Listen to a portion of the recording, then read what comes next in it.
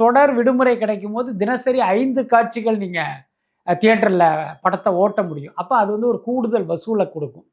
இந்த காரணத்தினால தான் எல்லா பெரிய ஹீரோக்களுமே அந்த பொங்கலை நோக்கி அவங்க படத்த புஷ் பண்ணுவாங்க. இவர்களும் அப்படித்தான் பிளான் பண்ணி இந்த டேட்ட வந்து இவங்க லாக் பண்ணாங்க.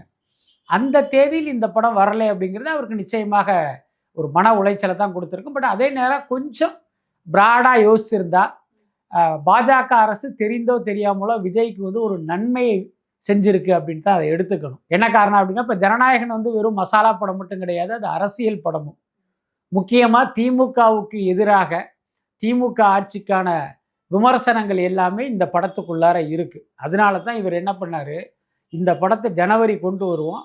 ஏப்ரல்ல எலக்ஷன் வரும். இதனுடைய வைப் வந்து ஏப்ரல்ல நமக்கு வந்து ஓட்டா கன்வெர்ட் ஆகும்னு நெனச்சு தான் இந்த படத்த அங்க கொண்டு வந்தாங்க.